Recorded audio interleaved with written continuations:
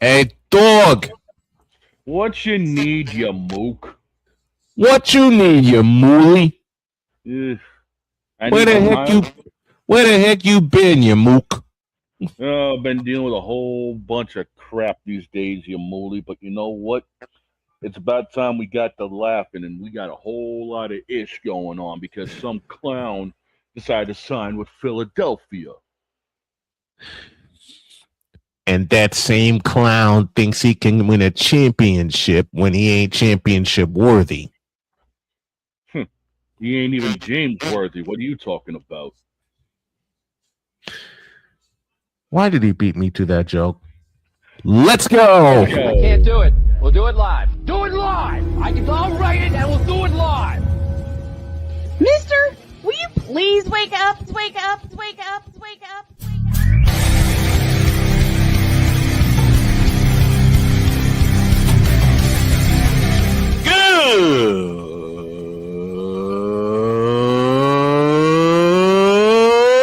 Good morning. Snowman here to all you Brock Purdy and San Francisco 49er haters. Shut up. I got to thank you, Shane. I mean, whatever happened to the games where breaking 100 points was, I don't know, unusual?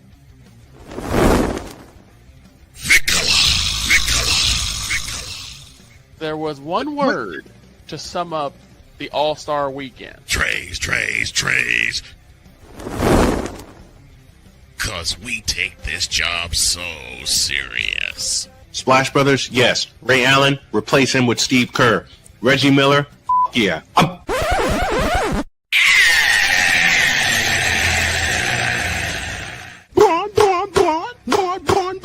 What in the all types of blue hell? Ain't nothing serious about them looking field.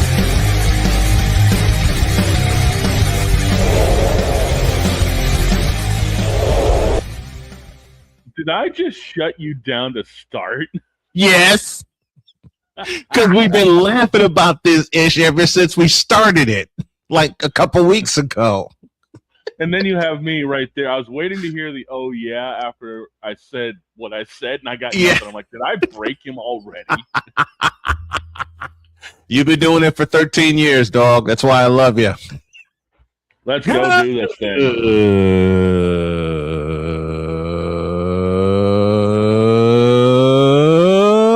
Good morning, and welcome to what is going to be truly a wacky Wednesday edition of Snowman in the Morning. Glad to have y'all with us. This first hour is powered by Invader Coffee, fuel for the fearless, and also by your local Casey's General Store. Members earn more with Casey's Rewards. Go to Casey's.com, look up their rewards, sign up, and earn your reward points today. Dog, how are you, man? Oh, dude, it's been a wild and crazy last 5-6 days, but you know what? I'm here. Good. Getting the brain organized. We're getting there. We're getting there. We're getting there indeed. Listen, Labor Day kicks off, and I can't believe I'm going to say this. Labor Day kicks off our 13th season of Snowman in the Morning. Wow. And to think how many of us have been around since the ground floor started. You've been there. Vic has been there. John Kalidas, my mentor, has been there. A whole bunch of people. So you know what I decided? That entire week is going to be a celebration week. If the Price is Right can do it for their 25th anniversary, then doggone it, we can do it for our 13th anniversary. And oh, by the way, we will be celebrating our 25th anniversary when we get completely set, people are in trouble. And I got a couple of surprises. And I got a couple of surprises I'm going to unveil on Labor Day. So get ready, everybody. Me, the dog, Victor, the mad scientist, celebrating our 13th year of Snowman in the Morning on Labor Day, which is barely a few weeks away. Yeah. Barely a few weeks away. Let's see. We've had Matt Taylor on this week, and that was a blast in and of itself. Tim Roy from the Golden State Warriors has been here. I surprised the fellas with Wayne Larrabee That was huge. And now he's been here twice. And I might be able to get him here before the season kicks off. I'm reaching out to a lot of play-by-play announcers, including one of my favorites, Mitch Holthus from the Kansas City Chiefs, Jeff Joniak from the Chicago Bears, Greg Papa from my beloved 49ers. It depends on it, and I've had someone ask me, how do you get these guys on the show? And what I've learned and what my wife has taught me depends on the schedule. Yep. It's always going to be schedule related. It is schedule related, but we have Matt Taylor locked in for the season. He'll be with us every Friday to talk Colts football, and it's good to have him back for his 4th year. And a little surprise for you, Mike Debate will be on his way back for our 13th season. Hey, let's go, Mikey D. You're very familiar with Mike. You're very familiar with Mike Debate, are you not? Yes, we are up here. Yep. Mike Debate, man that covers the New England Patriots for SI, our senior NFL insider.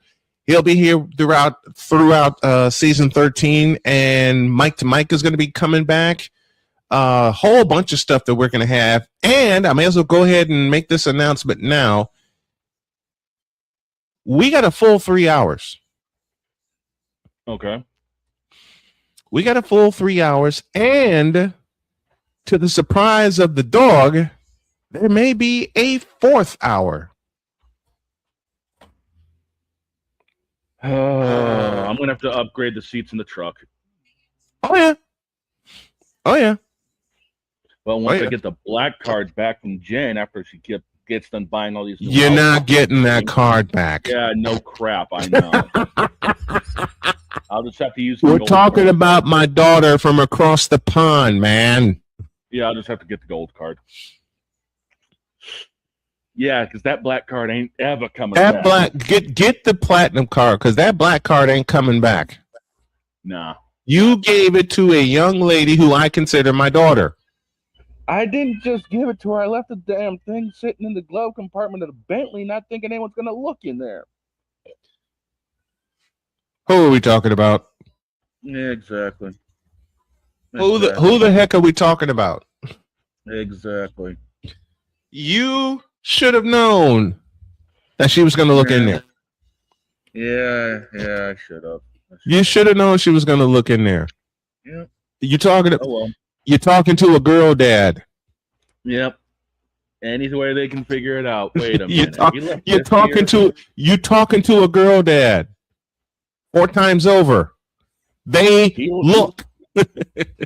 He left this here, huh? Okay. Next thing I know, I see a bill for $75,000. Oh, you got to be kidding me. And that's the first one.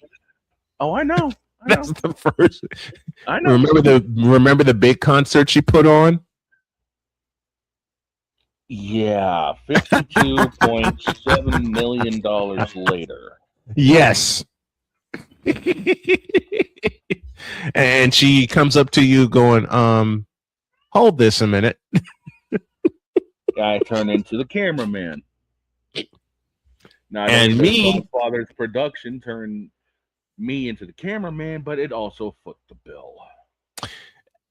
And then there's me using my broadcast skills to broadcast the darn thing. Mm-hmm. More than once. Yeah. Because y'all remember, I did that for a solid week. I replayed it for a solid week. Yeah. We even had a dress rehearsal here that, yeah. Was it fun? You better doggone believe it was. Was it worth it? You better doggone believe it was. To have that young lady put on that kind of special. Love it. I think that there's more coming. Oh yeah. Speaking of the cute Empress, she will be joining us when she can. And I'm going to convince my daughter to bring Uma Musume back. I'm going to convince her to do it. I'm going to convince her to do it because Uma Tuesdays was fun. Now the question is, now that it's been a season, will the aura of Uma Musume help Denver go to the Super Bowl this year? If they keep running it into the Patriots, no. No. If they keep running into your Patriots, no. Yeah, but we won't see them until probably the playoffs. So, yeah. Yeah, that's a playoff matchup waiting to happen. Oh, yeah. Meanwhile, who wins? While we're talking football, screw it. Meanwhile, the best division in the NFL this year is going to be the NFC West. Period. Yeah, I mean, the strength that the NFC West has, the Rams are going to be loaded on defense because we all know AD 99 is coming back. Oh, yeah. Oh, yeah. Oh, yeah. Put that in the book. Which Aaron Donald's going to be back. Myles Garrett on the other side. Oh, that's going to be dirty. And Playmaker's already apologized to me. Playmaker's already taking advantage of that. He says, I'm sorry in advance for your offensive line, which has gotten stronger and which has gotten healthier. It's just going to depend on which side. Well, Trent Williams always is going to be on the left side. Yeah. So they're going to look, if anybody has a bag of play calling, it's Kyle Shanahan. Yeah. Look who his father is. Yeah. And Mike Shanahan guided us to a Super Bowl win as offensive coordinator. And who was this quarterback at the time? I don't know, a fellow named Steve Young. We all know how strong the NFC West is going to be. I mean, it's going to be crazy in the NFC West, man. It's going to be crazy in the NFC West. Because what if it comes down to Seattle and the 49ers again? Just hope that they don't try to return one for a touchdown on the opening kickoff. I know. Eddie Pinheiro, don't ever do that again. Please. But it could be what Deb and I have said the last 2 years, the Rams and the 49ers. Could be. It could be the Rams and the 49ers coming down to the end. Yeah. It could very well be the Rams and the 49ers, which is what, as I said, Deb and I have been picking the last 2 years. Yeah, could be. Or it could be the Rams in Seattle. It's like, Deb said it a couple of weeks ago. It's like we're putting Seattle at the bottom, and they're the defending champs. They're the defending world champions. We're not putting them at the bottom. It's just the fact of, well, it's going to be expected where they're going. Who wins them? Yeah. It's going to be, I think, all three teams, the Rams, the 49ers, and the Seahawks, all get in the playoffs again. It's just going to be a matter of seeding, who gets the number one seed. Yeah. And gets that coveted week off. Right. And who's in the wild card. I mean, pretty much. Because I still don't believe my 49ers, as beat up as they were, went to Philadelphia and beat them. What? Right. Like, how do you explain that? And I told y'all this story. I went out to dinner with my wife, my daughter, and the man who was now her fiance. And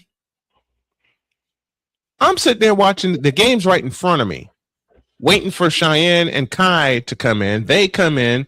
We exchange pleasantries. We're talking and we're laughing our heads off. And then I look up and I see Juwan Jennings throw a touchdown pass to Christian McCaffrey in the fourth quarter. And I wanted to jump out of my seat, but I forgot my daughter's here. And then the game-winning play from Kyle Hendricks, who has re-signed with the 49ers, by the way, folks. If Victor was here, he'd be crying conspiracy.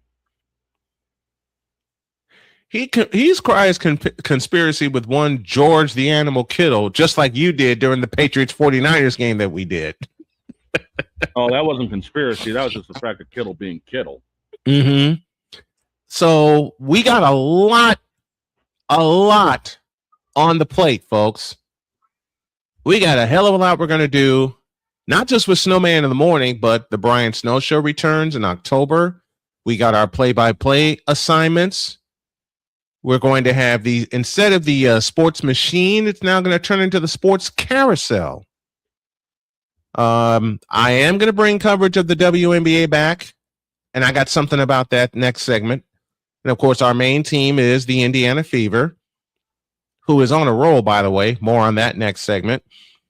What else we got today? We got the Cubdom experience, even though let me throw some love to the Cubs right now. I normally do not do this. But just to warm up to talk about what could happen later, look, the Cubs have walked off the White Sox not once, but twice in 2 nights. There was even a rain delay last night, and the Cubs said, we don't care. They're used to it. They did it in Game 7 of the World Series in Cleveland, of all places. This Chicago Cubs team is hot. They've won 74 games so far. They're on track to win at least 90. And they've walked us off twice. Meanwhile, the 4th youngest team in the majors in the White Sox are still holding a 4-game lead in the Central Division, in the American League Central Division. What? Who the hell told these 2 teams from my hometown to come out of nowhere? And listen, I pick on the Cubs all the time.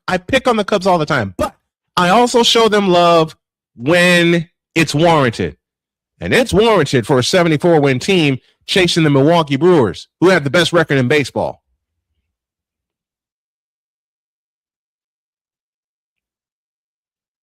I don't believe that either. Did you have the Cubs of all teams chasing a wild card spot on your bingo card? I sure as hell didn't. No. But I tell you what, they got in the playoffs last year. They're steaming toward the playoffs this year.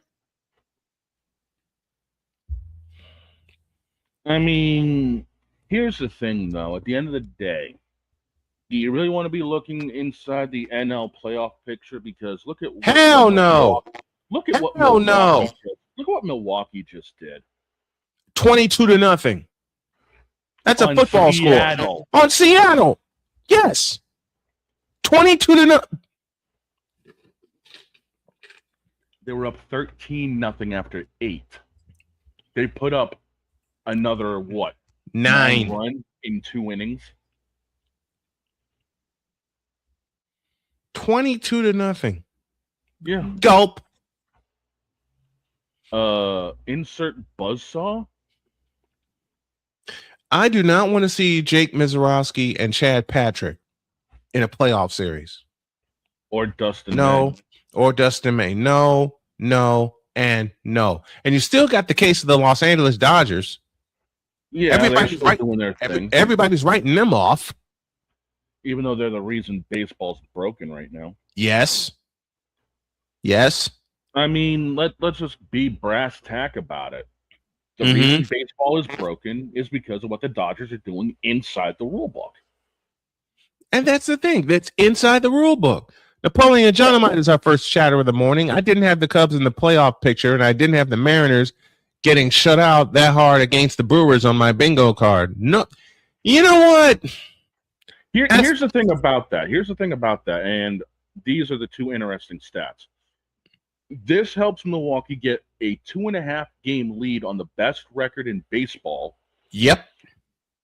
And it tied the biggest shutout ever recorded since 1900. That's how historic that performance was last night. Damn.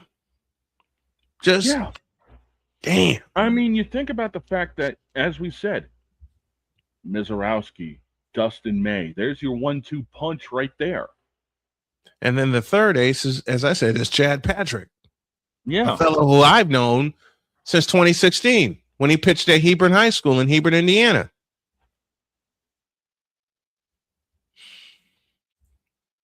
Don't sleep. I'm not sleeping on the Cubs anymore after the last 2 nights. I am definitely not sleeping on either the Dodgers or Milwaukee. No, hell no. You can't. Scuba will form into his own in LA, and then he's going to become dangerous, and then that whole deck is loaded with aces. Scuba versus Mizorowski for the pennant. Is that scary? Scuba versus Mizorowski in Game 7 for the pennant. 3.5 hours long, 16 innings, 1-0 the final. And it's a walk-off. Yes. It's a walk-off. Meanwhile, you have an idea that I put out there, and people are now starting to believe me, which is a possible, now some things have got to happen, a possible Red Line World Series. Go. Yeah. I mean, the Cubs are doing their thing in the Central. That's going to be interesting to see how that plays out. Mm-hmm. White Sox are doing their thing in the AL Central. I mean, and who has to play out? There's a lot. Yes, there's a lot that has to play out in that Central Division. But who had the Chicago White Sox as leaders on their bingo card this year? I did going into the season, and then we lost 5 of the first 6. And I thought, here the heck we go again. But I will point to one series that got the White Sox started when they swept Toronto at home in their home opening series. Yes.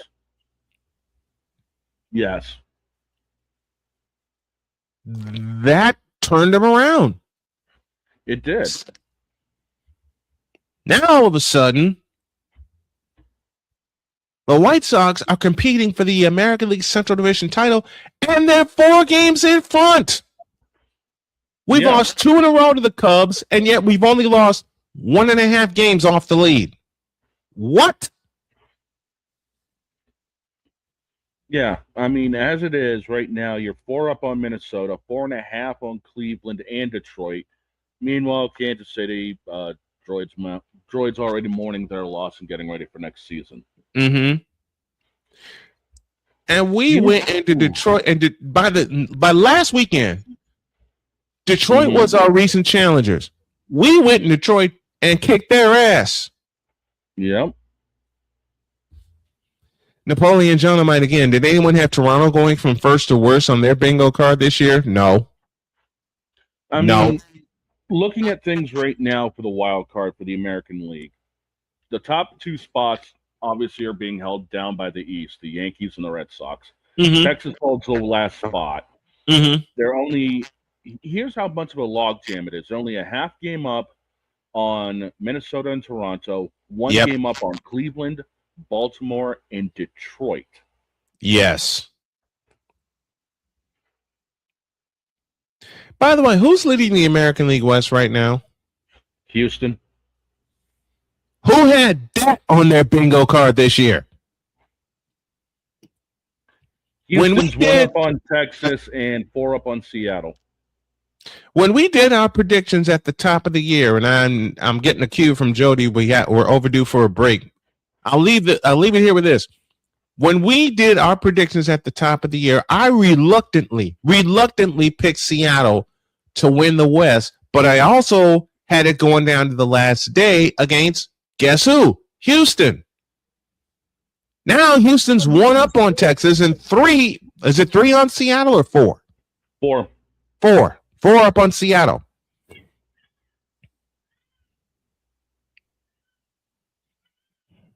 You can't make this up, folks. You simply can't make this up. All right, let's take a break. When we come back, we got more stuff for you, including a request from A Pizzle. Oh, Pineappizzle, what did you do? I'll explain when y'all get back in a deuce. This is Snowman in the Morning. The original Think Drink is back. Level up with proven ingredients formulated to crush your competition. No gimmicks, no jitters, no messing around. Just high potency results that keep you moving day or night. There's a new nerd in town, and we came to play. Nerd Focus. Smarter than energy. Here's an important message from the Diabetes Solution Center. Do you like pricking your fingers to test your blood sugar levels? No one does, but it's important to maintain your health. And now, by wearing a small remote device called a continuous glucose monitor, or CGM, you don't need to prick your fingers anymore. It's easy to use and helps you make more accurate diabetes treatment decisions. If you are testing your blood sugar 3 or more times daily, injecting insulin, or using an insulin pump, call the Diabetes Solution Center right now. And if you have Medicare or most major insurance coverage, you may be able to get a new CGM at little to no out-of-pocket cost. Shipping is free, and we'll even bill your insurance company for you. If you are testing your blood sugar 3 or more times daily, injecting insulin, or using an insulin pump, call the Diabetes Solution Center right now to learn how to end the painful finger sticks and get your own continuous glucose monitor, or CGM, at little to no out-of-pocket cost.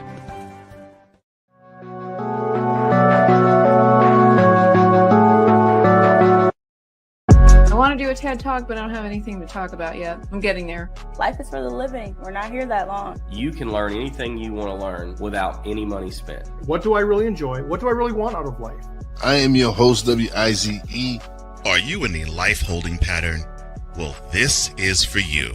Welcome to the Stuck in My Mind podcast.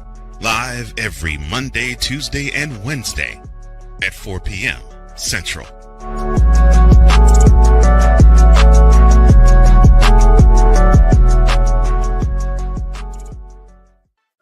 Drew Willingham.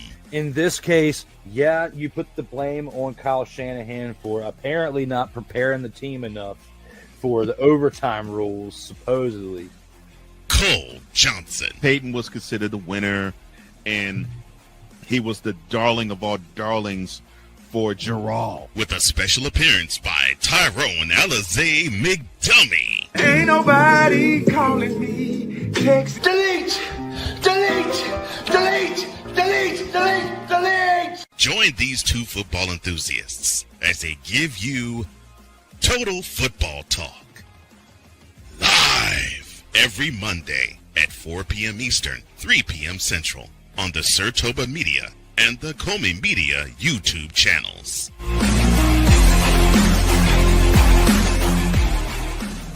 Cause we take this job so serious. Put somebody in the middle of the field. Like, it's not hard. What in the all types of blue hell? This is Snowman in the Morning.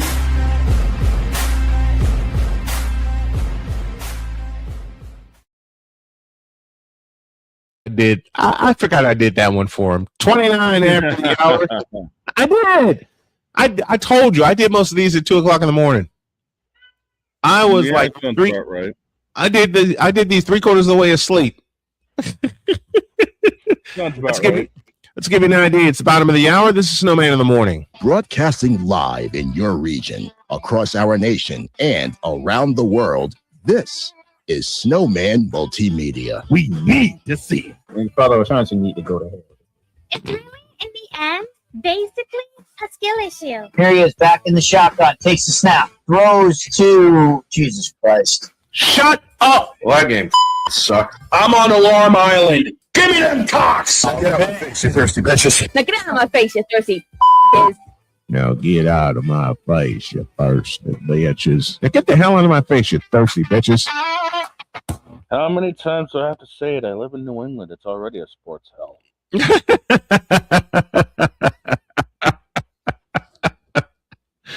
I don't know where Playmaker came up with that.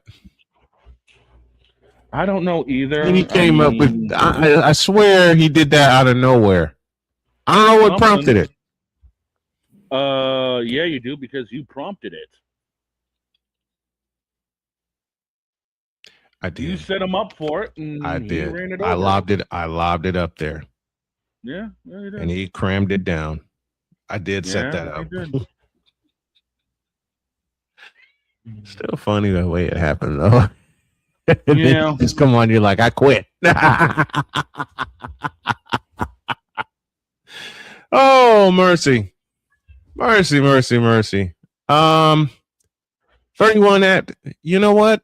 Oh, I have to do something real quick. We're going to take another break. I'll explain why in a moment. All right. Back in a minute. This is Snowman in the Morning.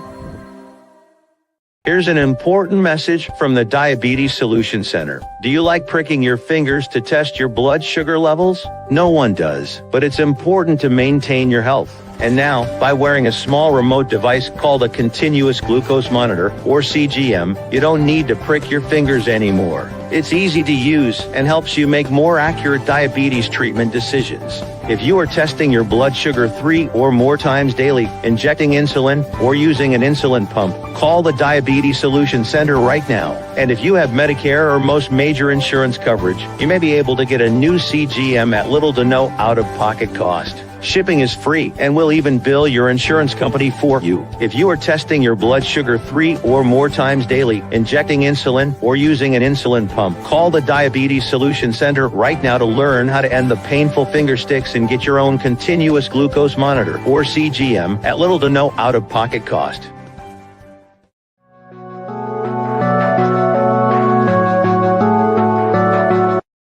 I want to do a TED Talk, but I don't have anything to talk about yet. I'm getting there. Life is for the living. We're not here that long. You can learn anything you want to learn without any money spent. What do I really enjoy? What do I really want out of life? I am your host, WIZE. Are you in a life holding pattern? Well, this is for you. Welcome to the Stuck in My Mind podcast. Live every Monday, Tuesday, and Wednesday at 4 p.m. Central.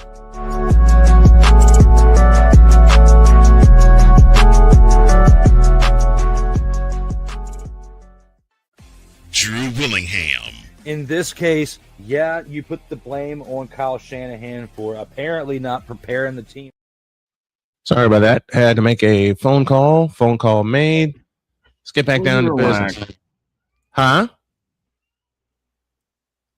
What did I do now? Slick Diggy is with us. Brought to you by Yuck Mouth Dental Insurance. Either keep it minty fresh or keep it shut. That's Yuck Mouth Dental Insurance. Slick Diggy, this is why we love you. Because you come up with ads like that. Well, I said that I would honor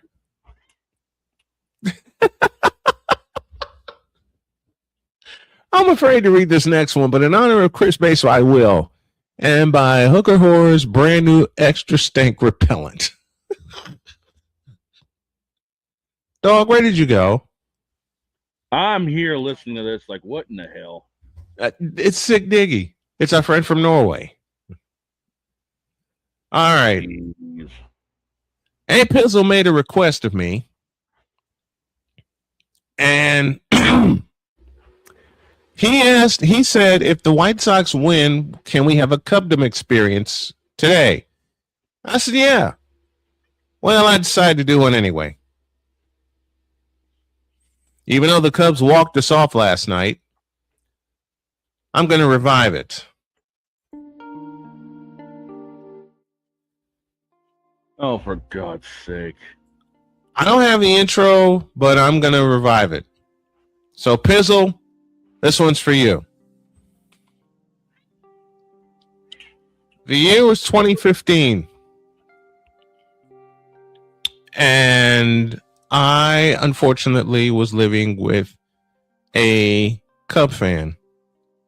And I'm talking about a real Cub fan. Now, I know Allie's a real Cub fan, but she's also a realist. Okay?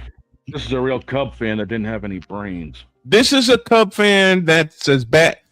See, there are two groups of people that I put in the same boat. Three, actually. The Moronic Republic of Cowboy Nation, the Cubdom fans, and Bronsexuals. Why? Because they all wear rose-colored glasses and see no kind of faults. That boat wouldn't happen to be owned by Gun Run now, would it? Gun Run, V-Show Joe, everyone else we could put in that joke. Can we sink the bitch, please? Hashtag sink the yacht.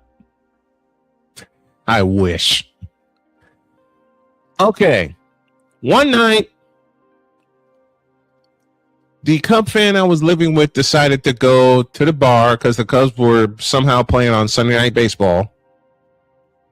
And I knew what was going to happen.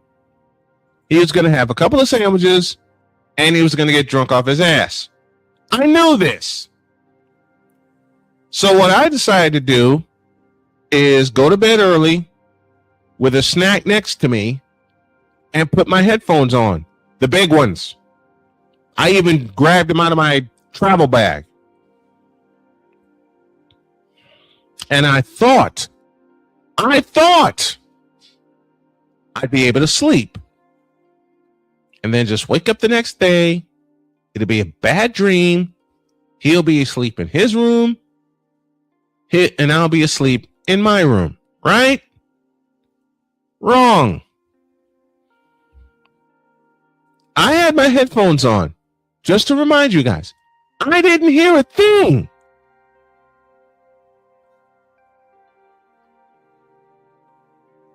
And then I turned over, and I ain't making this up. I turned over, and this son bitch is sitting in a chair, bright-eyed and bushy-tailed, at 7 o'clock in the morning, wanting to talk to me.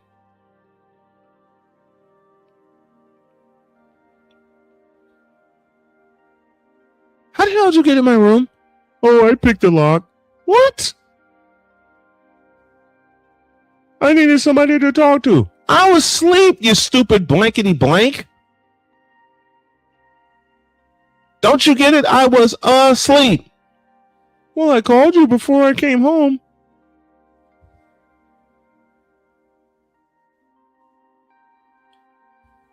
Let me try this again. I was asleep. I was conked out, zonked out cold. Do you understand me? Well, I have a question to ask you. I feel like Deets now. That right there would have made me want to go Rochambeau on somebody. I would have, but I stuck out like a sore thumb in Wilmette, Illinois. Get the idea? Yeah. Oh my gosh. Yeah, damn. I felt like Deets at that time. Jesus Christ. What do you wish to ask me? Well, there's this woman I'm interested in. Oh, Jesus, not again. Not again. I looked at this guy and I said, look, dude, they don't like you because of your attitude. Don't you get the point? Well, she told me she likes me. She lied. I'm telling you straight up, she lied. Well, why don't you come out with me and see if you could talk to her? Do you really want me to do that? And by this time, I'm going through hell in a handbasket in my own life. He wanted me to come with him to a nearby bar in the middle of Cubdom, because remember the Cubs made the playoffs that year, in the middle of Cubdom, and put in a good word for him to her.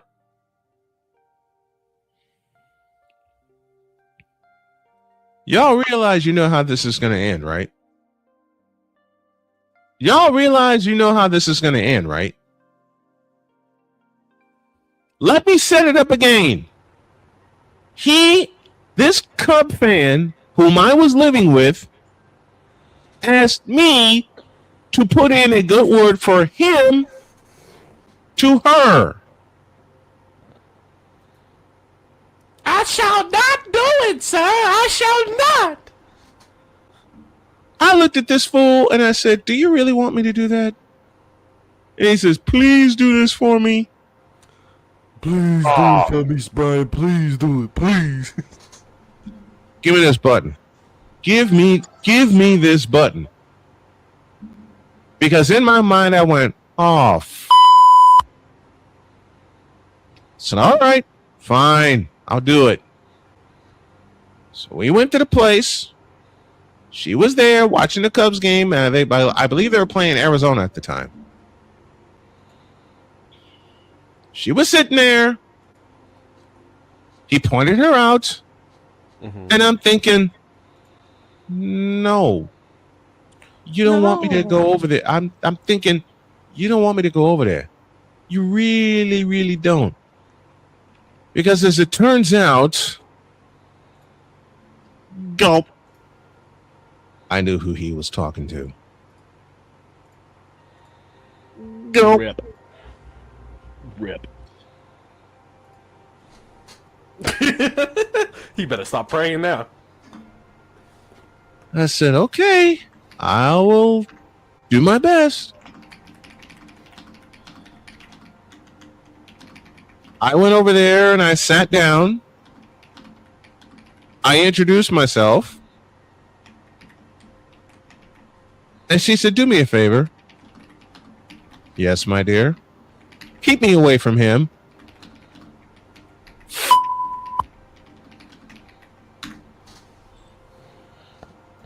And by this time, the roommate was saying, you, sir, are a fool. Oh my God, I keep forgetting you have that flipping button. Roommate said, strike three. No, roommate said, I'm as mad as hell, and I'm not going to take this anymore. And said woman said, get me out of here, will you please? I said, we have to wait until he turns around. So the brain's going 100 miles an hour. And I said, all right, here's what we're going to do. I'm going to tell him I'm leaving. I'm going to go outside and wait 5 minutes. And if I don't see you in 5 minutes, I'm gone.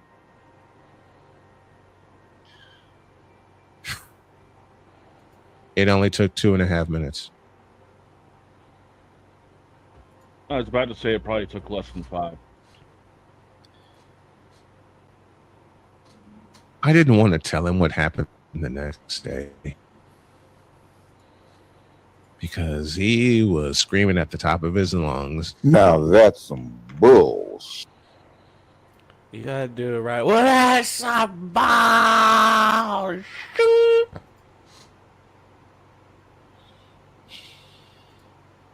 Yeah, needless to say, when I got in the next morning, he was screaming. I'm as mad as hell, and I'm not going to take this anymore. And are you kidding me? I'll leave it there. That's our Cubdom experience for today. Now we need a break. We definitely need a break after that frivolity. Pizzle, that's for you. I hope you enjoyed it. We got a break. What's worse is we got more frivolity later. Oh, yeah. Where people will say, this is filth.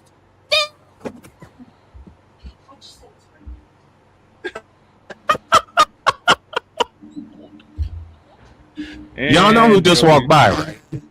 Jody strikes again. Doesn't she always? Back in the deuce. This is Snowman in the Morning. The original Think Drink is back. Level up with proven ingredients formulated to crush your competition. No gimmicks, no jitters, no messing around. Just high potency results that keep you moving day or night. There's a new nerd in town, and we came to play.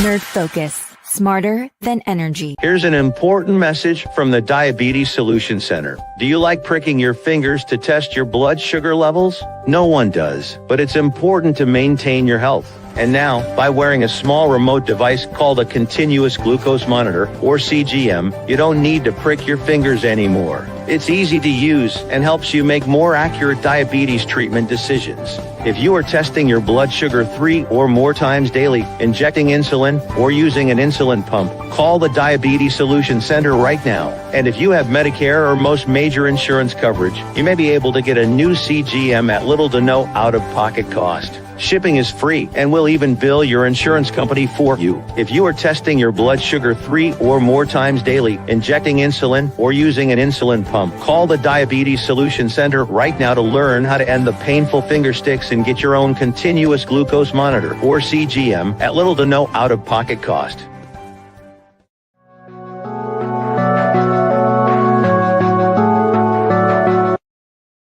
I want to do a TED Talk, but I don't have anything to talk about yet. I'm getting there. Life is for the living. We're not here that long. You can learn anything you want to learn without any money spent. What do I really enjoy? What do I really want out of life?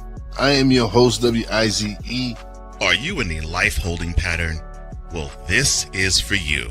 Welcome to the Stuck in My Mind podcast. Live every Monday, Tuesday, and Wednesday at 4 p.m. Central.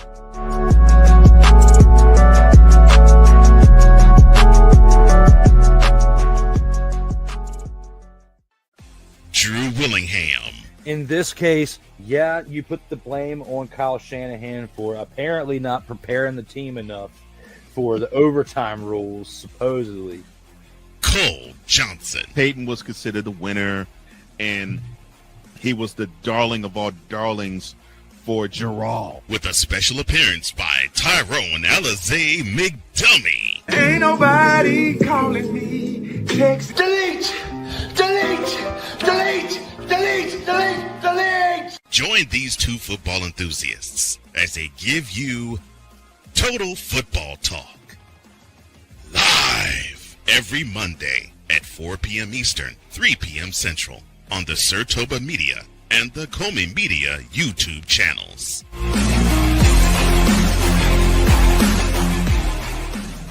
Cause we take this job so serious. I'm sorry, what are these things called? Spices? Spices, thank you. My brain went bleh. What in the all types of blue hell? This is Snowman in the Morning.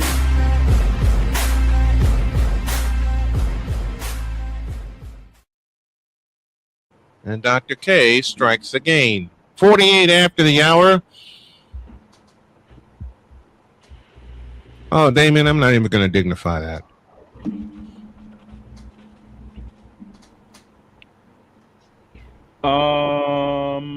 I will. Go for it. Since that seems to be right in my ballpark. Go for it. Motorsports is vastly different than when it comes to stick and ball sports. Yep. When it comes to equality of women in being able to perform. Mm-hmm. With motorsports, the car can help equalize the talent. Yep. If you got somebody that can drive the damn car, it doesn't matter who it is. Mm-hmm. They can drive the damn car. I mean, yes, Danica Patrick has done IndyCar and NASCAR. We've seen Natalie Decker in NASCAR. Weak example, but I actually know the person. We've seen Hailie Deegan in it. Hailie Deegan. Oh, I can't wait to see her up in the Cup Series. Yeah, she's on her way back after the failed IndyCar stint. So why is it a problem in the WNBA? Simple. It's called the CBA. It's called actually the rules that are set up. So congratulations, Damien. You're trying to compare apples to oranges, and you're dealing with a bunch of bananas. It's also, you could also say the same thing like for other it's all motorsports. This is the same thing. Yes. All motorsport. It's not just NASCAR. We've seen, females in IndyCar. We've seen there's very limited in history, but there have been females in Formula One. There have been females in rally. It's always. There's always been females in men-dominated sports. It's just, when it comes to something like basketball, hockey, it's just so much different in the physicality. Like watching the PWHL versus the NHL, as somebody who's watched both passionately for the last few. I've watched the PWHL passionately for the last few years, and I've been watching the NHL since I was 2 years old. So I could definitely tell you that the physicality between both sports is definitely way different, especially with between the WNBA and the NBA.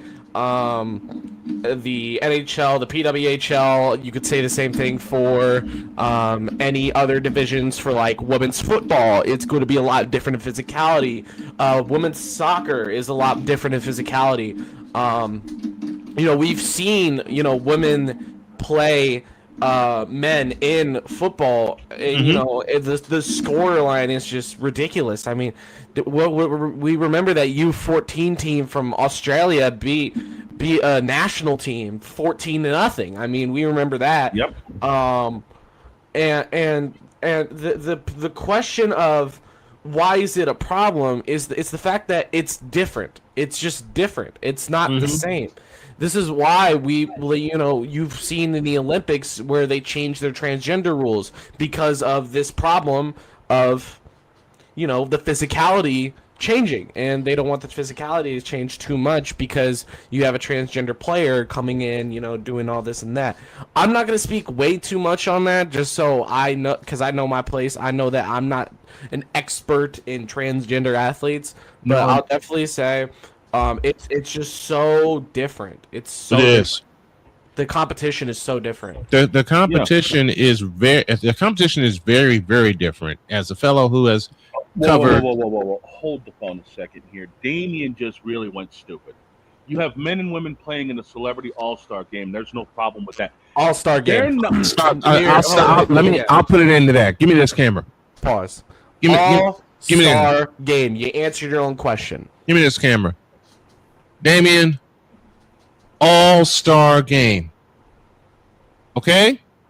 You just answered, as Droid just said as KZR just said a moment ago, you just answered your own question. Celebrity All-Star game. Do you really think they're giving Can I get the camera in that game? No.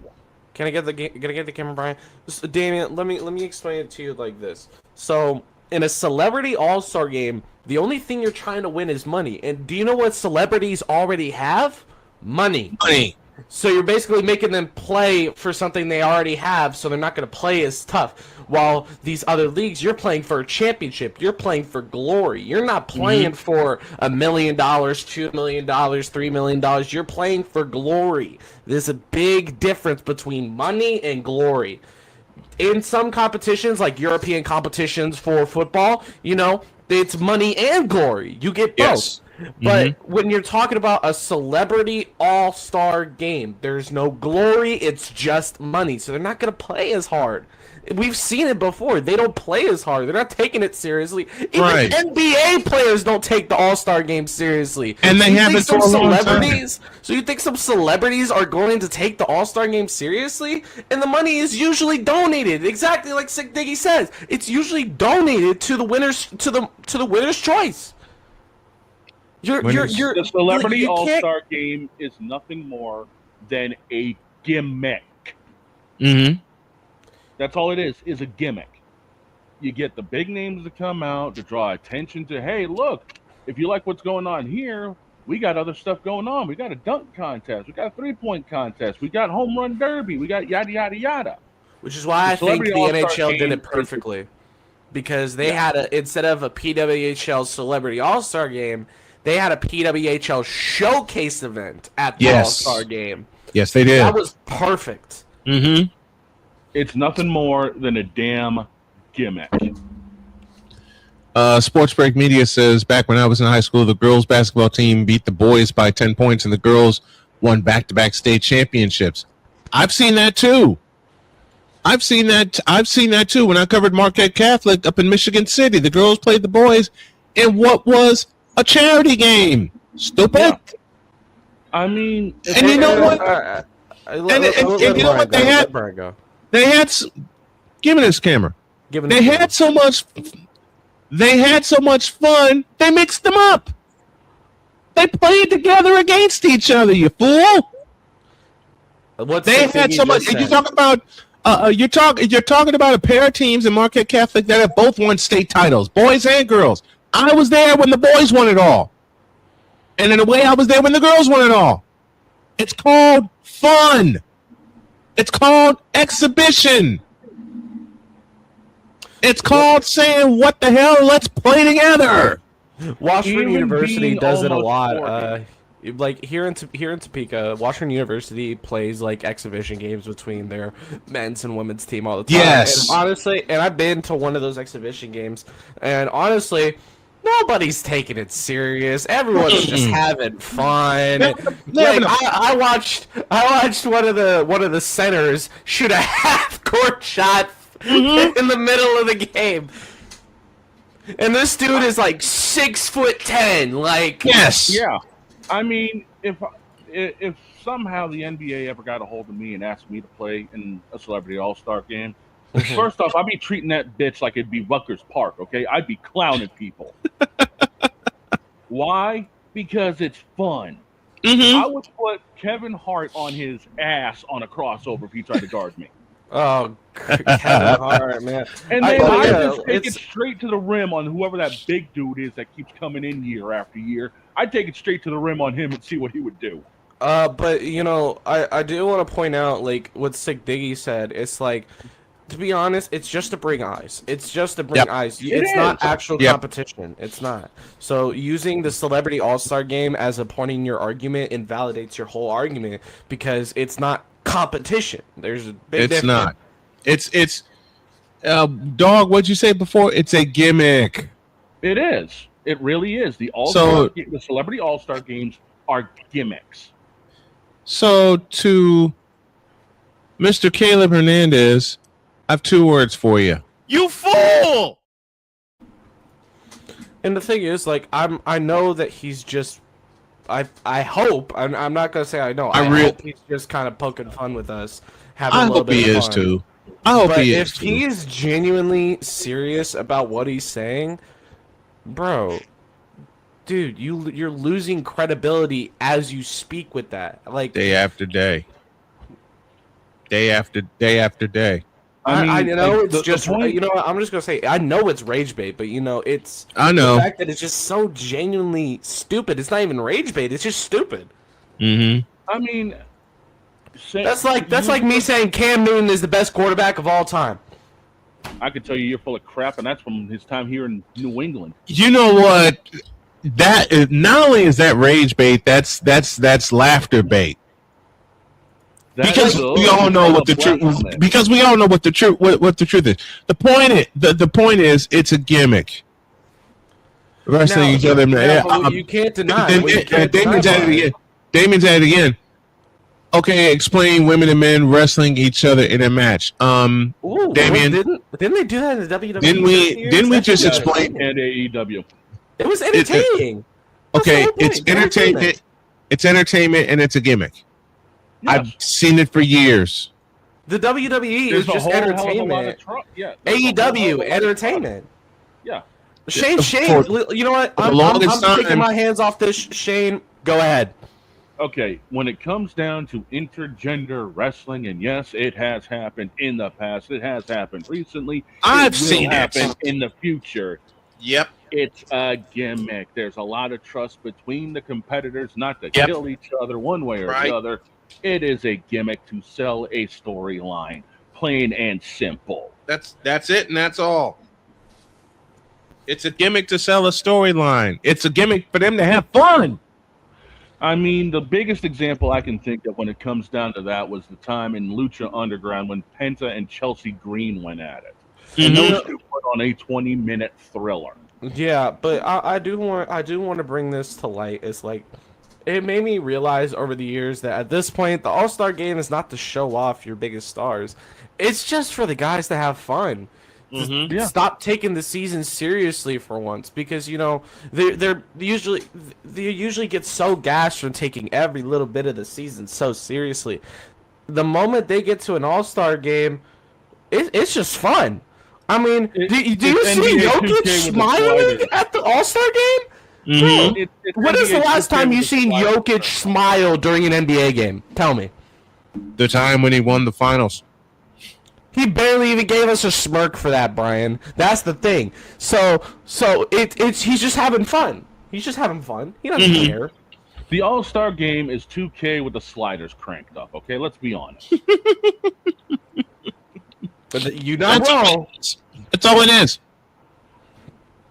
I mean, all the offensive sliders are turned up, the defensive sliders are turned down, and people are just out there clowning. Mm-hmm. Although Steph Curry is just all the sliders turned up anyway, no matter what part of the season it is. Just remember, Steph where's Curry his range? Yes. Steph Curry has his sliders turned all the way up. Michael Jordan has his sliders turned all the way up, and it's just not fair. Look, Damien, Steph versus Sabrina. That tell you something? We're going to a break.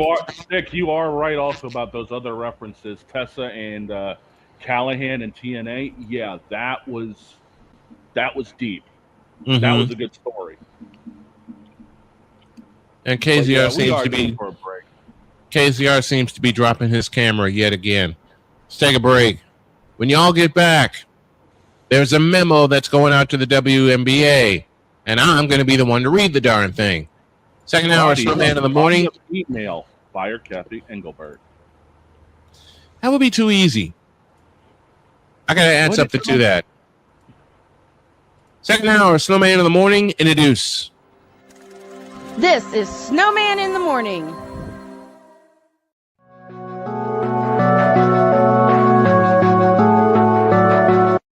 I want to do a TED Talk, but I don't have anything to talk about yet. I'm getting there. Life is for the living. We're not here that long. You can learn anything you want to learn without any money spent. What do I really enjoy? What do I really want out of life? I am your host, WIZE. Are you in a life holding pattern? Well, this is for you. Welcome to the Stuck in My Mind podcast. Live every Monday, Tuesday, and Wednesday at 4 p.m. Central.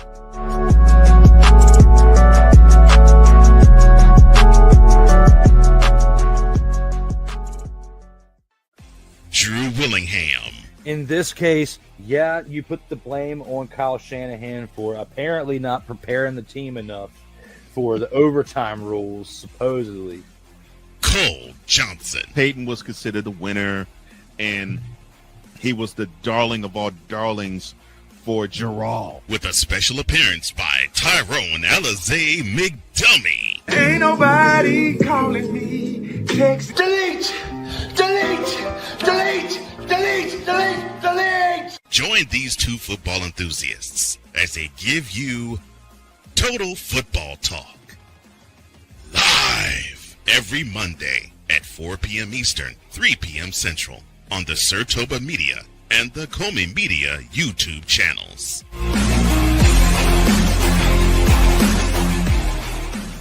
Join the transporter to Hades. Your butt and gut becomes one. Join the reformer of hooker whores. This is my daughter, Placenta Booty Johnson. Join the Bronze Car. Whenever you are in distress, take off your baseball cap and throw it in the air. Join your very own superhero of broadcasting, Chris Bass. So whatever color crayon they get, they palm it and do two circles, and that translates to, I can be the black people. As she takes you through the week's paces in Baseline. Live every Saturday at 8 a.m. Eastern, 7 a.m. Central, No, Pacific Time Zone people, just stay asleep when this is on live and just catch the recording. Oh, I'm sorry. Exclusively on the Chris Bass YouTube channel.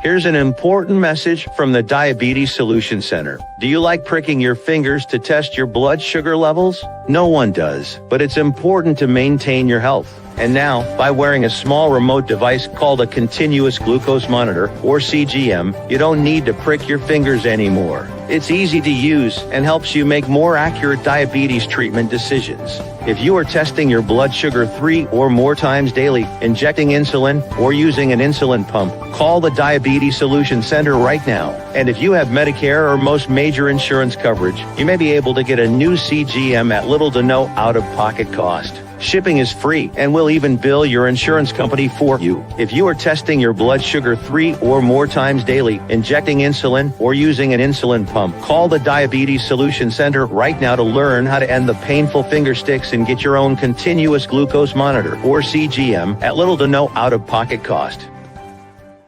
'Cause we take this job so serious.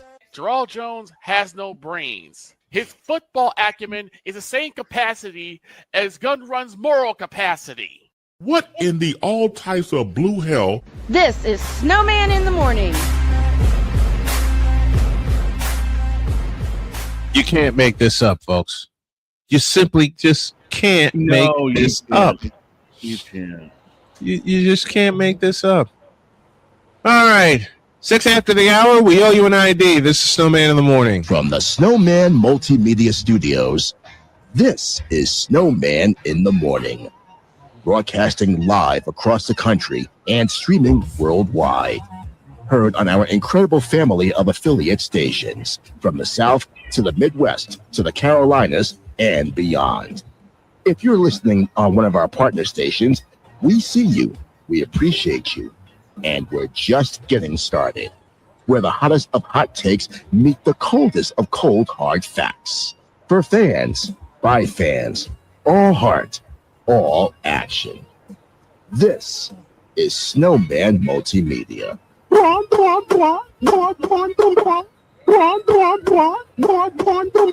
Holy on slow! I am too old for this bull. I'm the juggernaut, bitch! Oh, hell no! I ain't got no time for this bull. There's a lot of things we ain't got time for when it comes to that. YSL Jefe has joined us, the Stuck in My Mind podcast. If you guys haven't had a chance to check out the Stuck in My Mind podcast, please do. This man is a star. He's a superstar, and he's just getting started. He says, good morning, gentlemen. Good morning to you. We love you, Wise, for checking in with us. Morning to you, Wise, and by the way, F New York. I'm going to find those public address public address. Jesus. Public service announcements. That's what I'm looking for. Thank you. My brain went dead. No, get it right. Your brain went bleh. Yes. In the mortal words of my beautiful wife, my brain went bleh. 2 o'clock today. We'll have the rubber game. We'll have the deciding game. Gee. Never mind. English.exe has currently failed.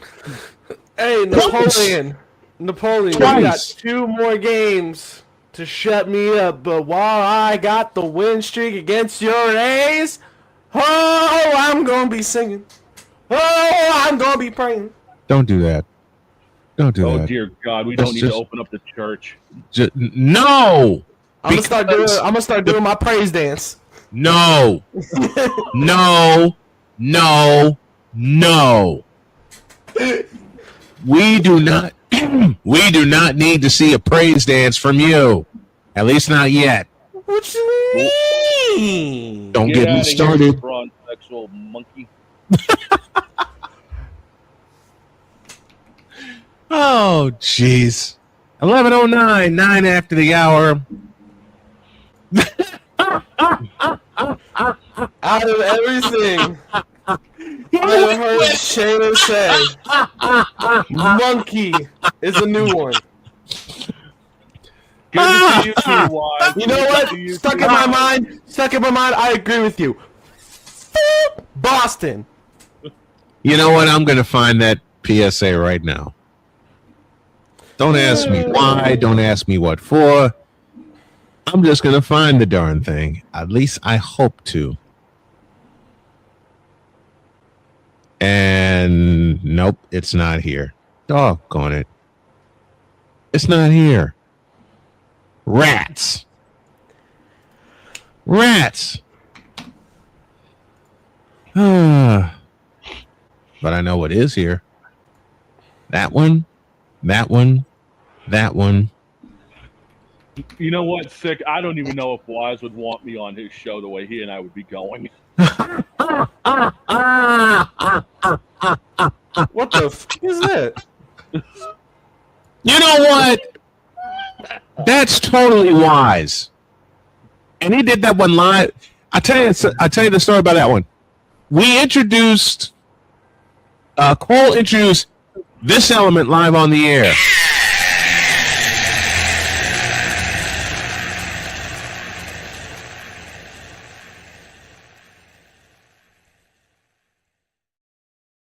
And all you hear Wise go is, The f is that?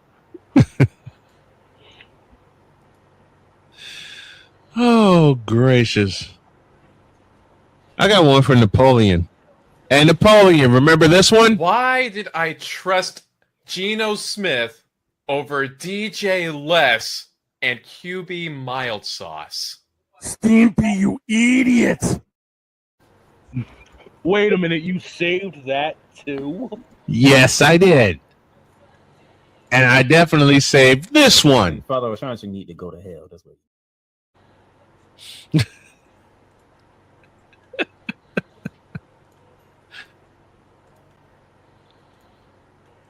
As a matter of fact, you know what I'm going to bring back? What? For the 13th season? Quit yawning. You're making me do it now. You know what I'm going to bring back for the... I'll have to wait for it to load up. But we're definitely keeping this. I'm on Alarm Island. Give me them cocks! Why? Because it's funny. But here's the original after Cole introduced that element. The f is that? Yeah, that's what a lot of people are saying right about now to that. Mm-hmm. Then there's Pizzle. Oh, now get out my face, you thirsty bitches. I told you to quit that. I have no caffeine. Why do you have no... Well, I don't have any caffeine either. Am I the only one currently drinking caffeine? I haven't had caffeine for 5 full days. Bruh. I'm working on day number 6 without caffeine, so I'm trying to kill the habit. But I'm also bringing this back.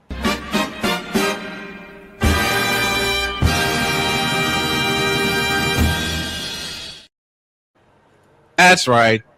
Each week we will have a...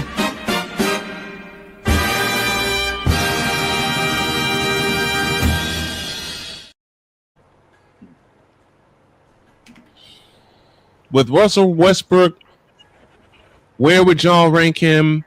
And would y'all say he's a Hall of Famer? No and no. You know what? Jordan, this is a guy I grew up on. I just saw this. He's dancing like Justin. Listen. I just saw that one. I will answer your question, Damien. Where would I rank him? I would say he's probably top 50. Nope. No, he is. I'm not listening to you, Brian. I don't care. You did not grow up on him like me. You know how you grew up on Pippen and Jordan. I grew up on Westbrook and Harden. Okay, so don't even Why? talk to me. Because that's when I was born. I know. What type of question is that? One to get you laughing. That's what I know. He just asked me why I was born when I was born. I don't know. My parents didn't decide to conceive me in the 90s. I think that's why. But...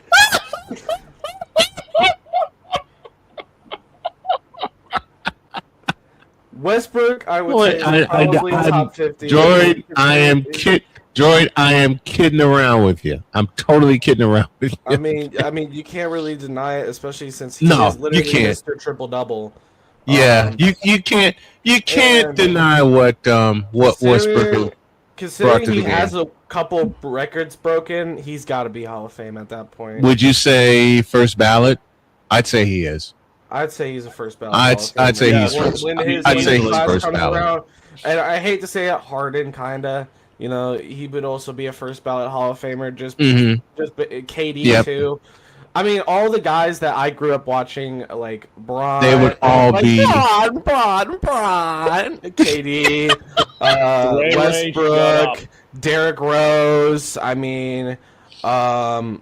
No, but Westbrook, I kid Chris around. Paul. Folks, I kid around with. Well, I tease Westbrook and Westbrook fans all the time, but yes, he is indeed a Hall of Famer. He literally rewrote the record for triple doubles. He snatched that distinction. The thing I would hear is, why were you born at the time you were born? I had a brain fart, okay? That's a foul. You know what? I'm gonna clip that as me picking on myself, and I'm gonna use it. I'm gonna use that one. I'm going to clip that one. But Damian, KZR is correct. Top 50. Yeah. I would definitely say top 50 because he is indeed Mr. Triple Double. He is indeed that. He has rewritten the record and snatched the title away from Oscar Robertson. And this is an old schooler saying this about Russell Westbrook. But like, I understand he never won a ring. I understand that. It's like, but the thing is, he got a shot at a ring in 2012. I think so, yeah. On OKC with Harden and Kevin Durant was there. Harden was there. You also got to remember who denied them of rings too. You know, Dirk Nowitzki was one of the first guys to deny Westbrook a ring. You know, because they beat him in a playoff series. Yeah, they beat. That was in that run. Mm-hmm. And also, so I got this question a couple days ago. What is the greatest finals run of all time? It's not even close. It's Dirk Nowitzki and the Mavs. Dog, what do you think? Hall of Famer. Dog, what do you think it is to you? That's a great. You know what, KZR? You just brought up a great question. To everyone in the chat who just heard that, repeat it again, Shane, would you please? What is the greatest NBA Finals run of all time? Oh, boy. I know what Wise would say. I would say 2010, 2011, Dirk Nowitzki. Because Dirk Nowitzki beat your favorite Hall of Famer in the playoffs. Because you got to remember, he had to beat, what was it? Tyson Chandler. Mm-hmm. He had to beat Portland first round. Yeah. And that was a round. And Kobe that was and had to the beat Lakers. Kobe, and he shut them out. 4 games to none. OKC Conference Finals. KD, Westbrook, Harden. Mm-hmm. And then in the finals, Bron, Wade, Bosh. Shane, what do you go ahead. Go ahead, He Greg. never got close to losing a single one of those series. In fact, the only time Nowitzki trailed in a series was in the finals when he trailed 1 game to none. Matter of fact, he trailed twice in that series. He trailed 1 game to none and then 2 games to 1, but then Dallas won the last 3 in convincing fashion. And with over 20,000 attendance. Yep, 20,000 plus 3 times at American Airlines Arena, and then at American Airlines Center, and then American Airlines Arena in Miami. Wise makes a great case for the Knicks this past year, and I will tell you the series that puts them in the conversation, and that's the World Championship Series against the Spurs. Against the Spurs, because in all 5 games of that series, they trailed in double digits and nearly made it a sweep. The only time that the Knicks ran out of time in their comeback was game 3 when the Spurs won that game 115-111 in New York. I mean, like, I feel like a lot of people don't understand what I mean. Like, you know, LaMarcus Aldridge, easily a Hall of Famer when you really look at it. I mean, And then wasn't that Miller's team as well? Andre Miller as well. Yes, it was. Yes, it was. Andre Miller, the man who got crossed over so bad by Derrick Rose, both his ankles got broken twice. But in all seriousness, there is a case for this past year with the Knicks because that final series, once again, they trailed in all 5 games of that World Championship Series. And yes, I'm old. I still call it the World Championship Series. But be that as it may, they trailed in all 5 games. Championship Series. Once again, I'd rather call it the World Championship Series. Same here. And the Knicks trailed by double digits in all 5 games, won 4 of them. They won 3 games on the road. 3! And in all 3 games in San Antonio, they trailed by double digits. At one point in those 3 games, they trailed by double digits. For me, I got too many of them. Best playoff run, the first best playoff run I saw was the Philadelphia 76ers in 1983 when they went 12-1. And the only game they lost was to Milwaukee in the Eastern Conference Finals. And they lost game 4, I think. They lost 1 of 2 in Milwaukee. And then they came home game 5 and the Spectrum took care of business. And then they swept the Lakers. That was Moses Malone's team and Dr. J's team. The next one, and Shane and Dog, you're gonna like this one. 84. Yeah, I was gonna say, and the reason I put 84 in that conversation, it was the most watched playoff series in NBA history. The most watched World Championship Series in NBA history. It was a 7-game war with the Lakers and the Celtics. It's the matchup that everyone had wanted since Bird and Magic got drafted both in 1979. They wanted to see that. We needed to see. Matter of fact, give me this play. We need to see it. They were all begging. We need to see it. With the Lakers, with the Lakers and Celtics. They got their wish in 1984. And I'll tell you, man, I stayed up every single night and day that CBS televised those games.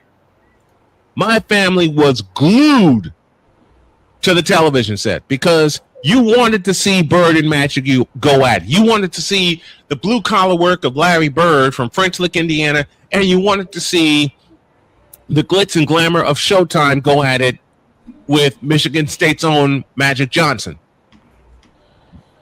Like everybody was saying, in 83, it was going to happen, but then the Celtics got their ass kicked by Milwaukee. Yeah, we did. Matter of fact, they got swept by Milwaukee, and it was Milwaukee who went on to face Philadelphia in the Eastern Conference Finals in 1983 instead of Boston. But at the same time, Boston also had to play a miniseries against Atlanta. Yes. And after that miniseries, I think Boston was already gassed because Atlanta took them to the limit. So, yeah, Atlanta, God bless them, Atlanta took them to the limit. And then they were gassed by the time Milwaukee showed up, and by the time Sidney Moncrief was stealing everything in sight. And they couldn't figure out Sidney Moncrief nor Bob Lanier at that time. But then 84 happened, and everybody in the world, myself included, got their wish. Lakers, Celtics for the World Championship. And Boston had home court advantage.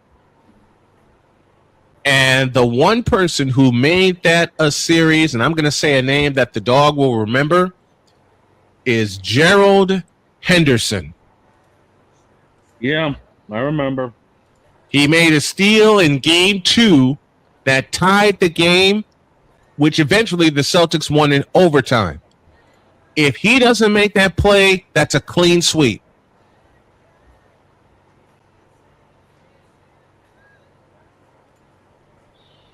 Another great playoff run. 85. Lakers, 85 with the Celtics, Lakers. 85. Yeah, Celtics 85. I'm going to go there. I'm going best team ever assembled with the run they had. 85, 86. Yep. Yep, 86. No argument here. Although there was a coming out party on April 20th, 1986. 63. Yep, some fella named Michael Jordan hung 63 on that greatest team. And I love that Celtics team, even though as a kid I hated the Celtics, but you can't deny that great team. No. In 1986. 40-1 at the Garden. Yeah. It was at the Garden. Yeah. And then you know what also happened at the Garden? What? Shut up. Here comes for Hagee. Turn, shoot, score!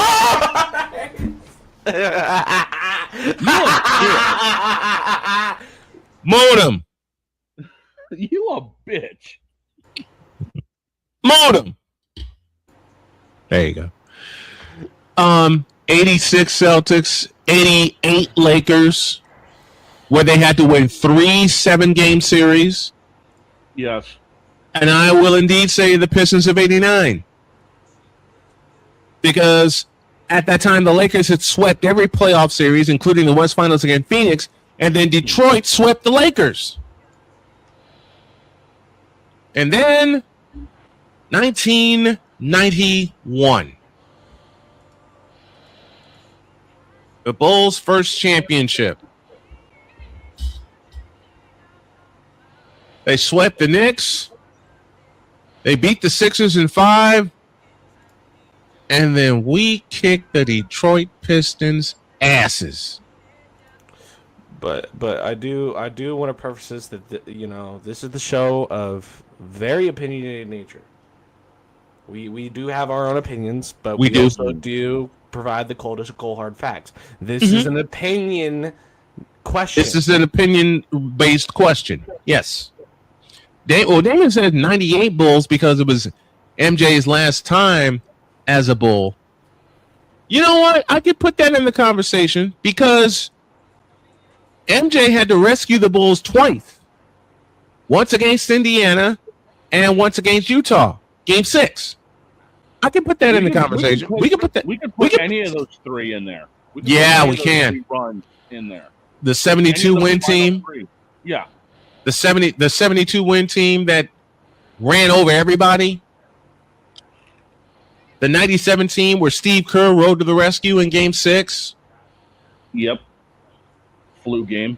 The flu game. You know, that flu game, I was working at Valley Fair at the time in Minnesota. Mostly everybody, was asleep for Game 5 because we had all put in a full day. Turn the lights off at 8 o'clock, go back to the dorm, relax. And everybody said, you know what? I'm going to bed. I'm one of the only ones up watching the Bulls play Utah. I let out a scream after MJ hit that 3 to give him the lead for good.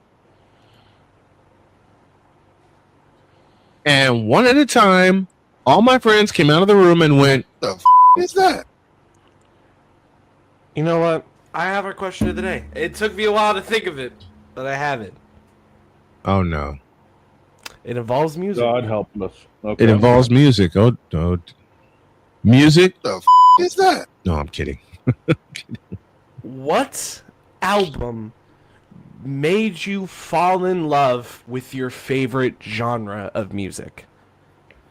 I got too many of them. Can't answer it. Same. I got too many. There's I have no way such thing as too many. There's always that one album. That one album you can always look at and be like, that's why I fell in love. Not for me. Too many. Too many. Because my parents loved music growing up. When I was growing up, my parents loved music. I got too many. From too many genres. For me, what made me fall in love with metal was All Hope Is Gone by Slipknot. All right, I'll do one from every genre. What made me fall in love with classic rock is Back in Black by AC/DC. I'll go with that. What made me fall in love with jazz was a band named Spiral Gyra. What made me fall in love with R&B is, of course, the king of pop, Michael Jackson. And you can fill in the blank. There. You can fill in the blank. I think everybody had an MJ album that made them fall in love with pop. Look, my parents loved Michael Jackson. I do too. Everyone says Thriller, but honestly, it was bad. For me, it would be Thriller. And Bad is a very close 1A. Bad is a very close 1A. You mean 1A, 1B? 1A, 1A plus. That's all I can say about those two albums.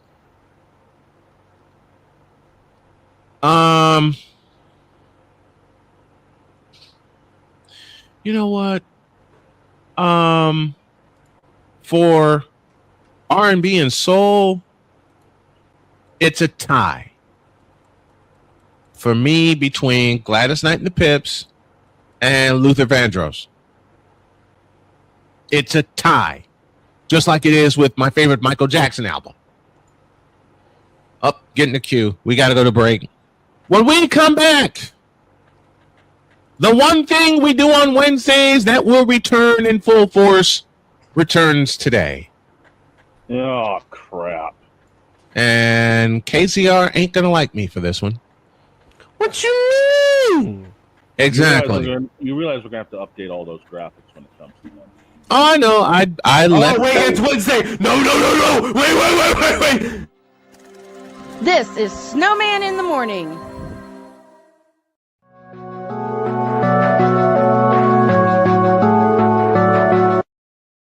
I want to do a TED Talk, but I don't have anything to talk about yet. I'm getting there. Life is for the living. We're not here that long. You can learn anything you want to learn without any money spent. What do I really enjoy? What do I really want out of life? I am your host, WIZE. Are you in a life-holding pattern? Well, this is for you. Welcome to the Stuck in My Mind podcast. Live every Monday, Tuesday, and Wednesday at 4 p.m. Central.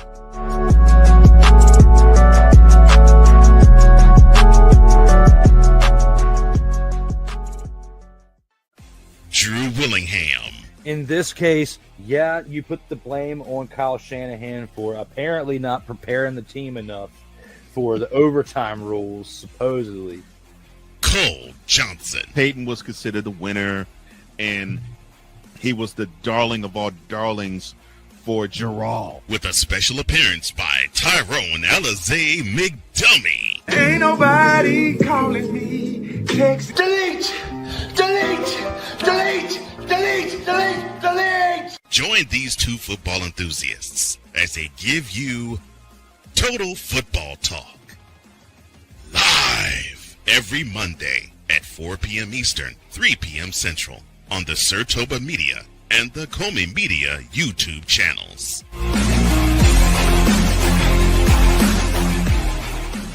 Join the transporter to Hades. Your butt and gut becomes one. Join the reformer of hooker whores. This is my daughter, Placenta Booty Johnson. Join the Bronze Claw. Whenever you are in distress, take off your baseball cap and throw it in the air. Join your very own superhero of broadcasting, Chris Bass. So whatever color crayon they get, they palm it and do two circles, and that translates to, I can be the black people. As he takes you through the week's paces in Baseline. Live every Saturday at 8 a.m. Eastern, 7 a.m. Central, Pacific Time Zone people, just stay asleep when this is on live and just catch the recording. Oh, I'm sorry. Exclusively on the Chris Bass YouTube channel.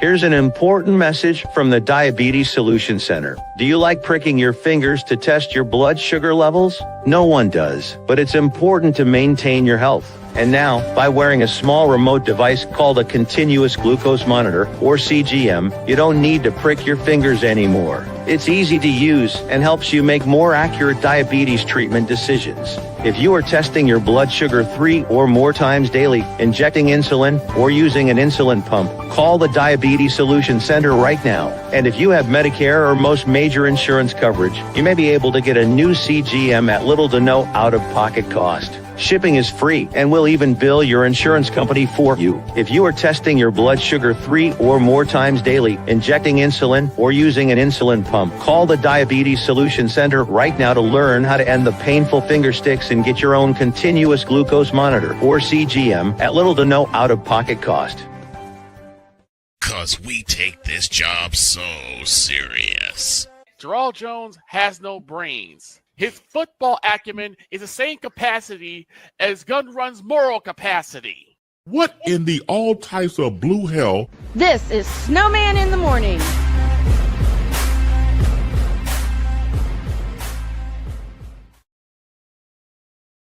Dear Victor, you, sir, are a troll. And use a troll. Troll! Use a troll. Troll! Use a troll. I said that use a troll. Pretty much. One more thing to do before we get the hell out of here for this Wednesday. And there might be a baseball game on today. Might be in the operative void because my wife kind of gave me something to do. And I haven't done it yet. So I got to do it today.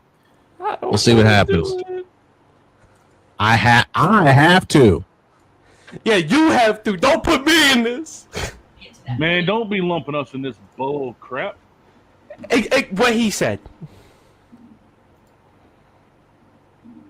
Modem. Unfortunately, we're about to get lumped into this bull crap. Modem. We're talking about broad.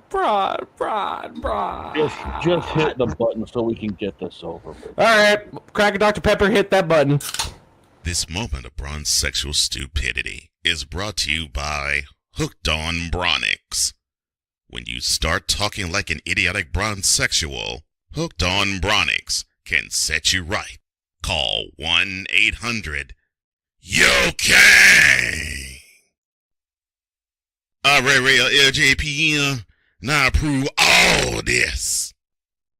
For by the city fifth. Anyways. Somehow. You Victor for that one. But this has been yet another Beating a Dead Horse presentation. Next thing you know, we're gonna have Snowman's Glue Company, where all the dead horses go after they've been beat. Don't tempt me.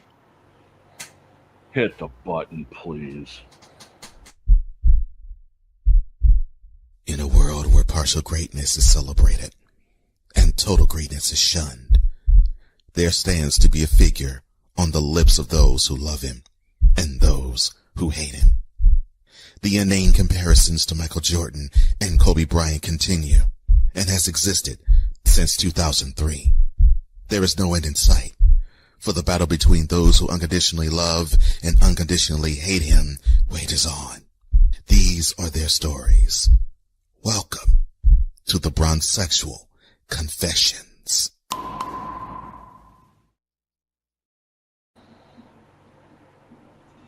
All right, let's get this over with. Give me this damn camera. Take it. So, I had a conversation with a Bronsexual. What you mean?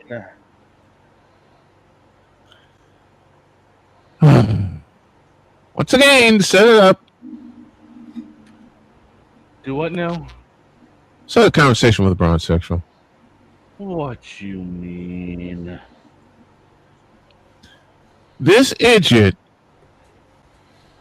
and this occurred in person, unfortunately. Well, that's regretful. I know, very much so. This idiot looked me in the eyes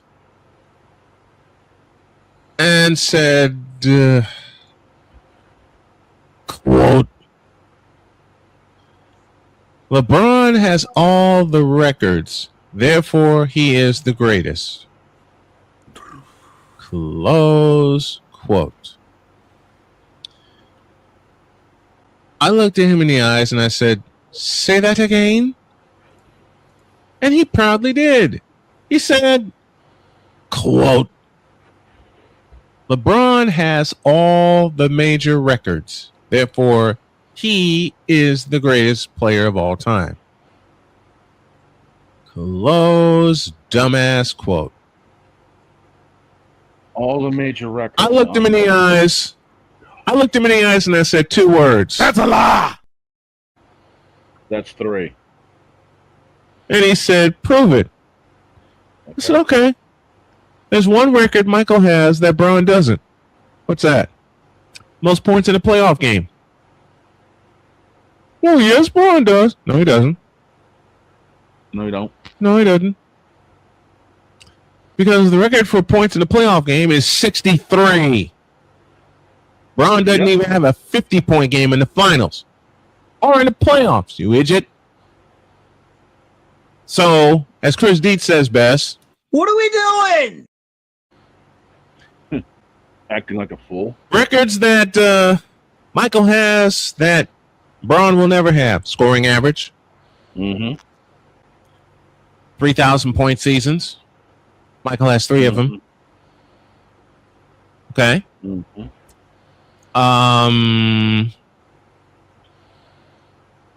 There's a couple times where Michael led the league in 2 categories. Not 2-time, but 3-time. Points and stealing. Yep. He didn't believe me. So I reached into my pocket and pulled out my phone. And I said, okay, let's have a race. Okay, what? You find the first season where LeBron led the league in scoring and steals before me, and I'll buy it. Okay. He said, all right, I can do this. And while he's searching, I leaned over to him, put my arm around his shoulder, and I said, MJ did it in 1988. And as I started to walk off, he had this look of bewilderment, and I put my arm around him again, and I said, he also did it 2 more times, 91 and 93. Then I walked completely off, left him there dumbfounded, and thought my day was completed. And then I got a Hell no. To the no, no, no. Hell to the no. Hell to the no. To the no, no, no. Listen. Oh, God. because I had another conversation with a Bronsexual. What you mean?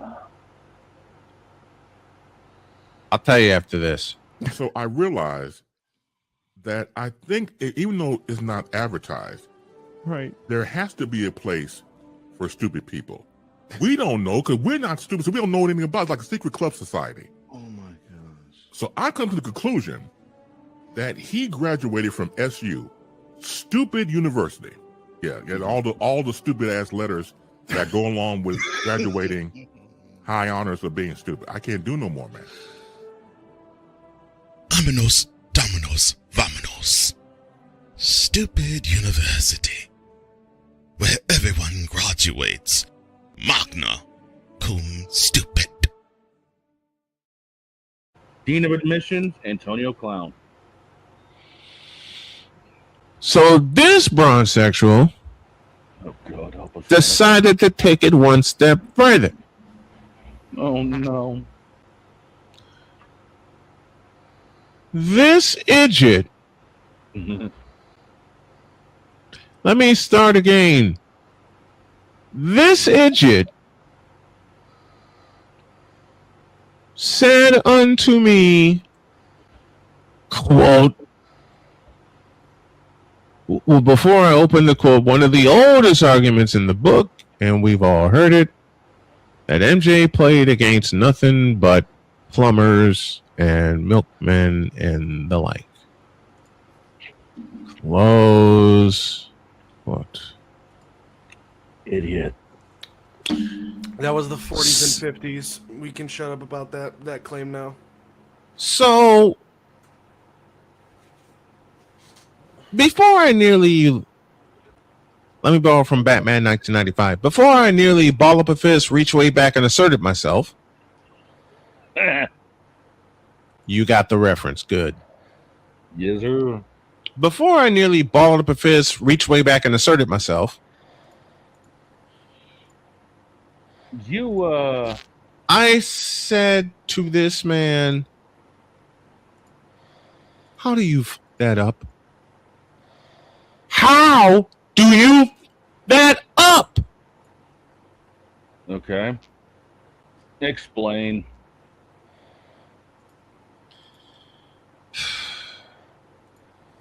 I know it's this guy said LeBron had the toughest road to a championship in 2020. What type of bull is that? I said to him, Now that's some bulls. He said, prove it. I said, don't tell me that.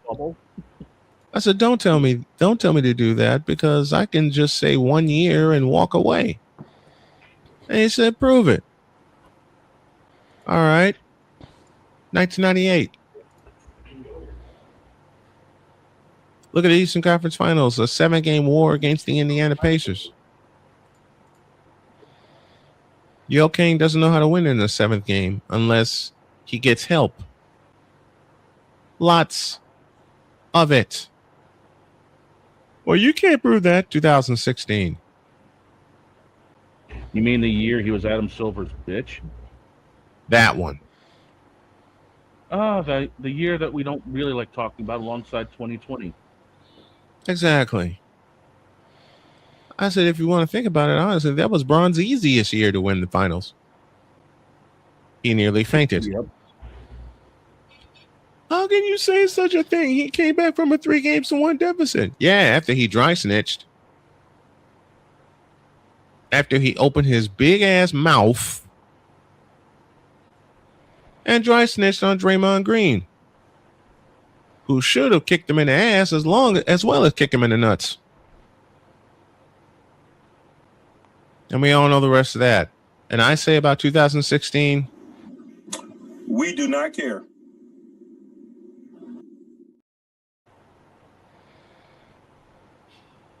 but after 2017 happened, I did this.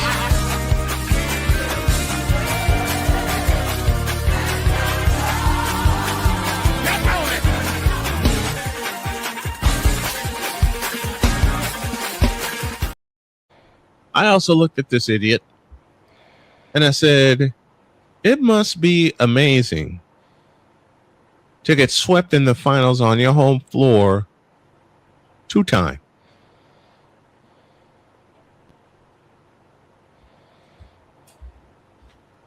Like, wait a fish face at me.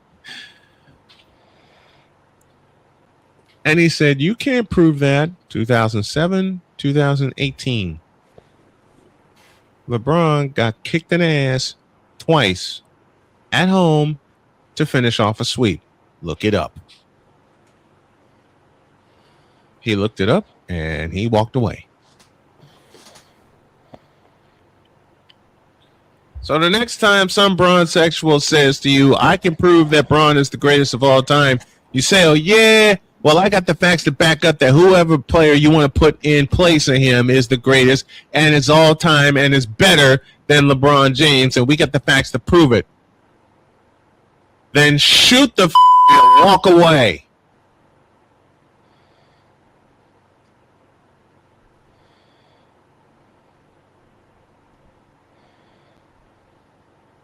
I better go before Droid really falls asleep. Get out of my face, you thirsty bitches. In a world where logic and sense flies completely out the window. I'm out. I didn't do it right. Dear Bronsexuals. Dear Facebook for allowing Bronsexuals on.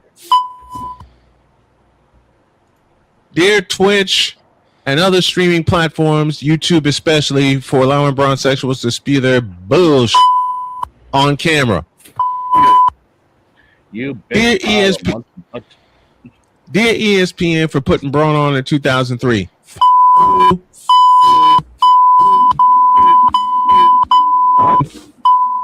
You. Now, I really better go before Droid falls asleep. Now, get out of my face, you thirsty bitches.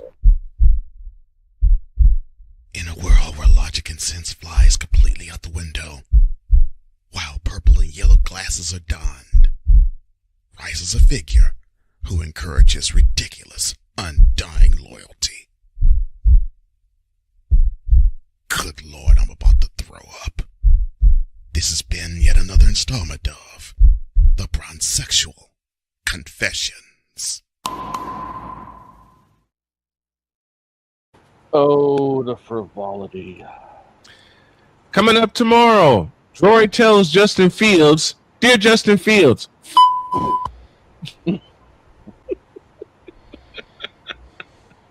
Also coming up tomorrow, we all tell Kathy Engelbert. You. I close with this. I got a letter from Caitlin Clark and the Fever to the WNBA. Dear Kathy Engelbert, and a whole lot of you. And we're going to say it in October when we raise your championship trophy. And don't let it be in Indianapolis. Here. Now get out of our face, you thirsty bitch.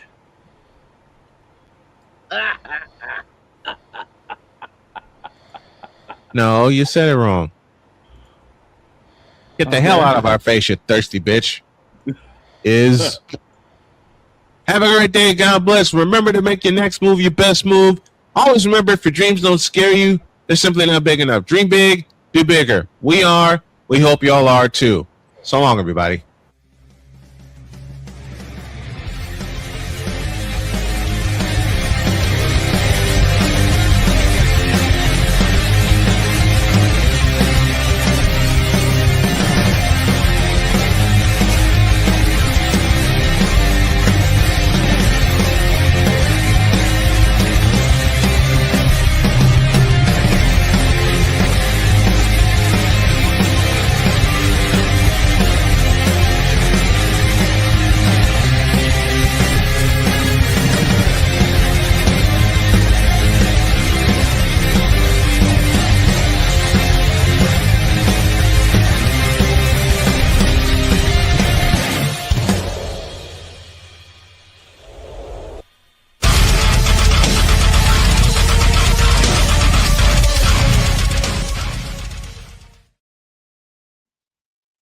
Dear Dallas Cowboys, signed the Indianapolis Colts and San Francisco.